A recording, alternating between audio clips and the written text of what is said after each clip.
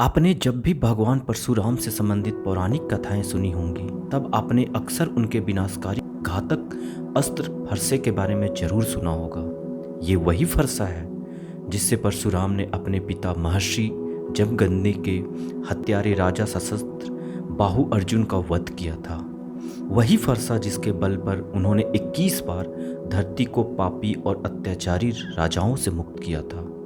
मान्यता के अनुसार भगवान विष्णु के 6वें अवतार भगवान महर्षि परशुराम ने ये अलौकिक फरसा हजारों साल पहले भगवान शिव की तपस्या करने के बाद उनसे वरदान में प्राप्त किया था।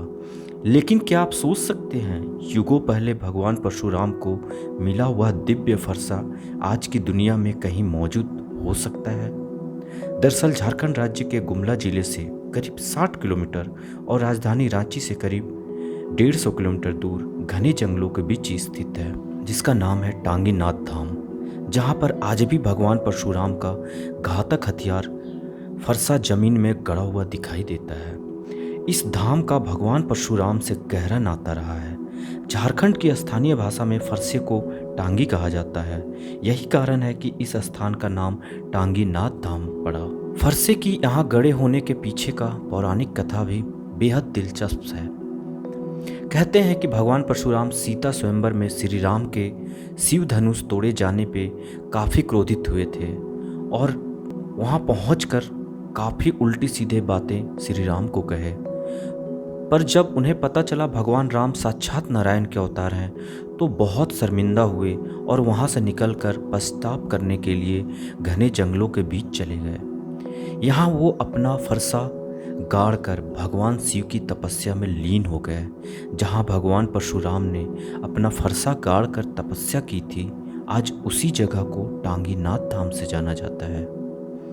यहाँ पर गड़े लोहे की फरसे की दो बड़ी विशेषताएं हैं। एक तो ये हजारों साल से खुले में रहने के बावजूद इस फरसे पर किसी भी तरह का कोई जंग नहीं लगा, और दूसरी ये कि ये फरसा जमीन में कितने नीचे तक गड़ा हुआ है, इसकी जानकारी किसी के पास भी नहीं है।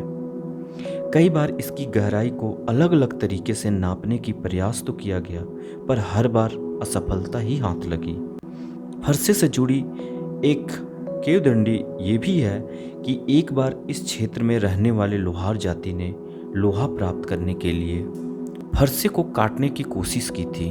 वो लोग फरसे को काट तो नहीं पाए, लेकिन उनके जाति के लोगों को इस दुस्साहस की भारी कीमत चुकानी पड़ी।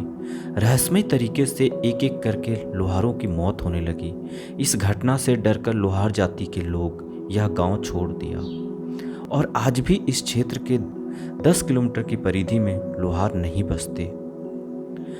हम अपनी ऐतिहासिक पुरातत्व धरोहर के प्रति कितने लापरवाह हो गए हैं। टांगी नाथ धाम इसका जीता जागता उदाहरण है। यहाँ पर सैकड़ों की संख्या में शिवलिंग और मूर्तियाँ बिखरी पड़ी दिखाई देती है, लेकिन उनकी सुरक्षा और रखरखाव का कोई प्रबंध नहीं है।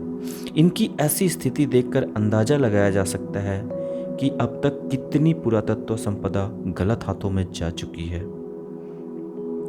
1979 में पुरातत्व विभाग ने टांगी नाथ धाम में खुदाई की थी। खुदाई में उन्हें सोने चांदी के आभूषण समेत कई मूल्यवान वस्तुएं मिली, लेकिन कुछ अज्ञात कारणों से यहाँ खुदाई बंद कर दी गई। खुदाई में हीरा जड़ित मुकुट, चांदी का सिक्का, सोने का कड़ा, कान की बाली और तांबे का बना एक टिफिन मिला जिसमें तिल और चावल रखा हुआ था। आज ये सब चीज़ें डुमरी थाने के मालखाने में रखा हुआ है। लेकिन संदेह पैदा करने वाली और हैरान कर देने वाली बात यह है कि जब यहाँ से इतनी बहुमूल्य चीज़ मिल रही थी, तो आखिर क्यों यहाँ पर खुदाई को बंद करना पड़ा, ये भी आज तक कोई नहीं जान पाया।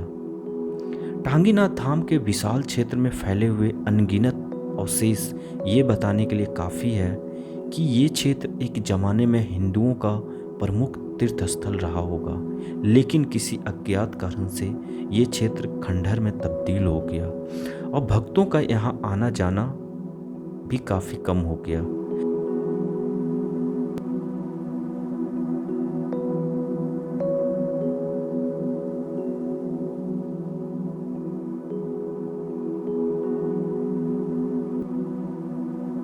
तो फ्रेंड्स, आज के लिए इस वीडियो में इतना ही। फिर मिलते हैं नेक्स्ट वीडियो में। धन्यवाद।